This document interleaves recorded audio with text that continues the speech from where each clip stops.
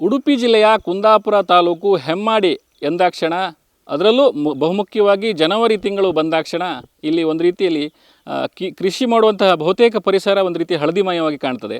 ಹಾಗಂತೇಳಿ ಹೇಳಿದ್ರೆ ಇದೇನು ದೊಡ್ಡ ಸಮಸ್ಯೆ ಅಂತೇನಲ್ಲ. ಇಲ್ಲಿ ವಿಶೇಷವಾಗಿ ಸೇವಂತಿಯನ್ನು ಬೆಳೆಸಲಾಗುತ್ತೆ ಅಂತ ಹೇಳಿದ್ರೆ ಹೆಮ್ಮಾಡಿ ಸೇವಂತಿ ಅಂತ ಕರೆಯಲ್ಪಡುವಂಥ ಸೇವಂತಿಗೆಯನ್ನು ಇಲ್ಲಿ ಬೆಳೆಯಲಾಗುತ್ತದೆ.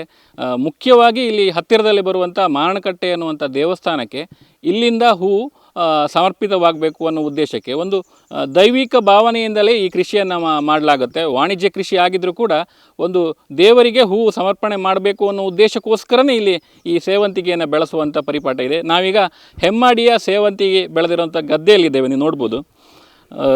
ಎಲ್ಲ ಬಹುತೇಕ ಅಂತೇಳಿ ಮೊದಲು ಏನಾಗ್ತಿತ್ತು ಅಂತೇಳಿದ್ರೆ ಈ ಭಾಗದಲ್ಲಿ ಎಲ್ಲ ಗದ್ದೆಗಳಲ್ಲೂ ಕೂಡ ಈ ಸೇವಂತಿಗೆಯನ್ನು ಬೆಳೆಯಲಾಗ್ತಿತ್ತು ಅಂತಲೇ ಹೇಳ್ಬೋದು. ಭತ್ತದ ಕೃಷಿ ಮುಕ್ತಾಯ ಆದ ತಕ್ಷಣ ಈ ಗದ್ದೆಯನ್ನು ಒಂದು ರೀತಿಯಲ್ಲಿ ಸಿದ್ಧಪಡಿಸಿ ಅದಕ್ಕೆ ಸೇವಂತಿಗೆ ಬೆಳೀಲಿಕ್ಕೆ ಸಿದ್ಧಪಡಿಸಿ ಈ ರೀತಿಯಾಗಿ ಒಂದು ದಂಡೆಯನ್ನು ಮಾಡಿ ಅಲ್ಲಿ ಬಿತ್ತನೆಯನ್ನು ಮಾಡುವ ಮೂಲಕ ಕೃಷಿಯನ್ನು ಮಾಡಲಾಗ್ತದೆ. ಈಗ ಆಧುನಿಕತೆಯ ಟಚ್ಚನ್ನು ಕೊಟ್ಟಿರೋದನ್ನು ನೀವು ನೋಡ್ಬೋದು. ಮಲ್ಚಿಂಗ್ ಪೇಪರನ್ನು ಯೂಸ್ ಮಾಡಿ ಸೇವಂತಿಗೆಯನ್ನು ಬೆಳೆಸಿರೋದನ್ನು ನೀವು ನೋಡ್ಬೋದು.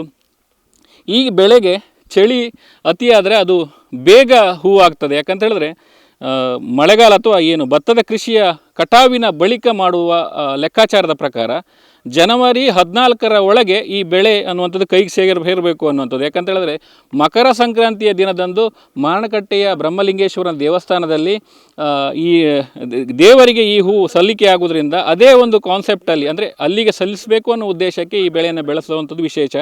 ವಾಣಿಜ್ಯ ಬೆಳೆ ಆದರೂ ಕೂಡ ಒಂದು ರೀತಿ ದೇವರಿಗೋಸ್ಕರನೇ ಇಲ್ಲಿ ಹಿರಿಯ ತಲೆಮಾರಿನಿಂದಲೂ ಕೂಡ ಇಲ್ಲಿ ಬೆಳೆಸುವಂಥ ಪರಿಪಾಠ ಇಲ್ಲಿದೆ. ಇಲ್ಲಿನ ಈ ಭಾಗದಲ್ಲಿ ಬಹುತೇಕ ಕಡೆಯಲ್ಲಿ ಈ ಬ್ರಹ್ಮಲಿಂಗೇಶ್ವರನಿಗೆ ಹೂವನ್ನು ಕೊಡಬೇಕು ಅನ್ನೋ ಉದ್ದೇಶಕ್ಕೆ ಇಲ್ಲಿ ಹೂವನ್ನು ಬೆಳೆಸುವಂಥ ಪರಿಪಾಠ ಇದೆ. ಇತ್ತೀಚಿನ ದಿನಗಳಲ್ಲಿ ಏನಾಗ್ತಿದೆ ಅಂತ ಹೇಳಿದ್ರೆ ಹೊಸ ತಲೆಮಾರಿನವರಿಗೆ ಈ ಬೆಳೆ ಮಾಡುವಂಥದ್ದು ಅಥವಾ ಈ ಪದ್ಧತಿಯನ್ನು ಮುಂದುವರಿಸಿಕೊಂಡು ಹೋಗುವಂಥದ್ದು ತುಂಬ ಕಷ್ಟ ಅನ್ನುವಂಥ ಸ್ಥಿತಿ ನಿರ್ಮಾಣ ಆಗಿದೆ. ಆದರೂ ಕೂಡ ಒಂದಿಷ್ಟು ಜನ ಈ ಬೆಳೆಯನ್ನು ಮುಂದುವರಿಸ್ಕೊಂಡು ಹೋಗ್ತಾ ಇದ್ದಾರೆ. ಕೆಲಸದ ಆಳುಗಳ ಸಮಸ್ಯೆ ಇದೆ, ಕೃಷಿ ಕೆಲಸಕ್ಕೆ ಜನ ಸಿಗೋದಿಲ್ಲ ಅಂತ ಸಮಸ್ಯೆ ಇದೆ. ಆ ಸಮಸ್ಯೆಯ ನಡುವೆ ದೇವರಿಗೆ ಹೂ ಸಮರ್ಪಣೆ ಮಾಡಬೇಕು ಅನ್ನೋ ಉದ್ದೇಶಕ್ಕೆ ಇಲ್ಲಿ ಕೃಷಿ ಮಾಡ್ತಾ ಇರುವಂಥದ್ದು. ಈ ಬಾರಿ ಏನಾಗಿದೆ ಅಂತ ಹೇಳಿದ್ರೆ ಈ ಸೇವಂತಿಗೆ ಬೆಳೆ ಏನಿದೆ ಇಲ್ಲಿನ ಅಂದರೆ ಪರ್ಟಿಕ್ಯುಲರ್ಲಿ ಹೆಮ್ಮಾಡಿಯ ಸೇವಂತಿ ಏನಿದೆ ಅದರ ಇಲ್ಲಿ ಬೀಜ ಸಿಗದ ಹಿನ್ನೆಲೆಯಲ್ಲಿ ಘಟ್ಟದಿಂದ ತನ್ನಂಥ ಬೀಜವನ್ನು ಕೂಡ ಮಿಕ್ಸ್ ಮಾಡಿ ಇಲ್ಲಿ ಹೂವನ್ನು ನಟ್ಟಿರುವಂಥದ್ದು ನೋಡ್ಬೋದು. ಸೊ ನಮ್ಮ ಜೊತೆ ಸೇವಂತಿ ಬೆಳೆಗಾರರು ನಮ್ಮ ಜೊತೆಗಿದ್ದಾರೆ. ಮೇಡಮ್, ಇದು ಯಾವಾಗ ಬೆಳೆ ಪ್ರಾರಂಭ ಮಾಡ್ತೀರಿ ಮತ್ತು ಏನಕ್ಕೋಸ್ಕರ ಬೆಳೆ ಬೆಳೆಯುವಂಥದ್ದು? ಇದು ಸೆಪ್ಟೆಂಬರ್ ಪ್ರಾರಂಭ ಮಾಡ್ತೀವಿ, ಜನವರಿಗೆ ಬರ್ತೇವೆ. ಯಾವ ಉದ್ದೇಶಕ್ಕೆ ಮಾಡ್ತೀರಿ? ಮಾರಣಕಟ್ಟೆ ದೇವರಿಗಂತಾನೆ ಮೊದಲಿಂದನೂ ಮಾಡ್ಕೊ ಬಂದಿದ್ದು, ಹಾಗೆ ಮಾಡ್ತಾರೆ. ಹೌದಾ? ಈಗ ಮೊದಲು ತುಂಬ ಇಲ್ಲೆಲ್ಲ ಅದೇ ಬೆಳೀತಾ ಇದ್ರು, ಈಗ ಸ್ವಲ್ಪ ಸ್ಟಾಪ್ ಆಗಿದೆ. ಏನು ಕಾರಣ ಏನು? ಕಾಯಿಲೆ ನುಷಿ ಅದೆಲ್ಲ ಬರ್ತದ, ಕಾಯಿಲೆ ಬರ್ತದ, ಅದಕ್ಕೋಸ್ಕರ ಮಾರ್ಲಿಕ್ಕೆ ಕಷ್ಟ ಆಗುತ್ತೆ. ಅದಕ್ಕೆ ಇವಾಗ ಎಲ್ಲ ಘಾಟಿ ಹೂವನ್ನ ತಂದು ನಡ್ತಾ ಇದ್ದಾರೆ. ಈ ಘಾಟಿ ಹೂ ಮತ್ತೆ ಈ ಲೋಕಲ್ ಈ ಹೆಮ್ಮಾಡಿ ಸೇವಂತಿಗೆ ಏನು ಡಿಫ್ರೆನ್ಸ್ ಏನಿದೆ? ಹೆಮ್ಮಾಡಿ ಫೇಮಸ್, ಅದು ಪರಿಮಳ ಉಂಟು. ಇದು ಸ್ವಲ್ಪ ಅದೇ ಥರನೇ ದೊಡ್ಡದು, ಪರಿಮಳ ಅಂದರೆ ಸೇಮ್ ಅಷ್ಟೇ. ಅದು ಮಾಡೋಕ್ಕಾಗೋದಿಲ್ವಲ್ಲ ಊರಿದ್ದು, ಅದಕ್ಕೋಸ್ಕರ ಈಗ ಇದನ್ನು ಇದು ಮಾಡಿದೆ. ಇದರಲ್ಲಿ ಸಾಯ್ತದೆ ಗಿಡ, ತುಂಬ ಸತ್ತೋಗ್ತದೆ. ಈ ಕೃಷಿ ಕೆಲಸಕ್ಕೆ ಇದು ಮಾಡ್ಲಿಕ್ಕೆ ಜನ ಸಿಗ್ತಾರ? ಜನ ಇಲ್ಲ, ಹೂ ಕೊಯ್ಲಿಕ್ಕೆ ಜನ ಬರ್ತಾರೆ, ಬೇರೆ ಏನು ಮಾಡೋಕ್ಕೆ ಜನ ಸಿಗಲ್ಲ. ನಾವೇ ಮನೆಯವರೇ ಮಾಡಬೇಕು. ಈಗ ತುಂಬ ಕಡಿಮೆ ಆಗಿದೆ ಅಲ್ಲ? ಹೌದೌದು.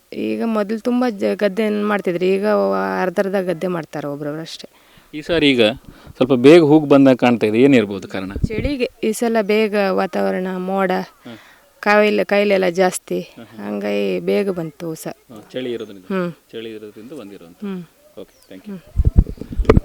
ಸೊ ಅಂದರೆ ಈ ಬಾರಿ ಹವಾಮಾನ ವೈಪರೀತ್ಯ ಅಂತ ಹೇಳಿದ್ರೆ ಚಳಿ ಅಧಿಕವಾದ ಹಿನ್ನೆಲೆಯಲ್ಲಿ ಮೊದಲೇ ಇಲ್ಲಿ ಹೂ ಅನ್ನುವಂಥದ್ದು ಫಸಲು ಇಳುವರಿ ಬಂದಿರುವಂಥದ್ದು. ಆದರೂ ಕೂಡ ಏನು ಜನವರಿ 14ರ ತನಕ ಇಲ್ಲಿ ಹೂ ಕಟಾವು ಮಾಡಲಿಕ್ಕೆ ಸಿಗ್ತದೆ ಅನ್ನುವಂಥದ್ದು ಕೂಡ ಕೃಷಿಕರು ಹೇಳ್ತಿರುವ ಮಾತು. ಉಡುಪಿಯಿಂದ ಅಶ್ವಥಾಚಾರ್ಯ, ನ್ಯೂಸ್ ನೆಕ್ಸ್ಟ್. ಉತ್ತಮ ಸಂಸ್ಕಾರಯುತ ಶಿಕ್ಷಣದೊಂದಿಗೆ VSS English medium CBSE school, Udupi Muddur. ನರ್ಸರಿಯಿಂದ 10ನೇ ತರಗತಿವರೆಗೆ ಶಿಕ್ಷಣದ ಜೊತೆಗೆ 5ರಿಂದ 10ನೇ ತರಗತಿವರೆಗಿನ ವಿದ್ಯಾರ್ಥಿನಿಯರಿಗೆ ಉತ್ತಮ ಹಾಸ್ಟೆಲ್ ಸೌಲಭ್ಯವೂ ಇದೆ. ನಿಮ್ಮ ಮಕ್ಕಳ ಪ್ರವೇಶಾತಿಗಾಗಿ ಈ ಸಂಖ್ಯೆಗೆ ಕರೆ ಮಾಡಿ.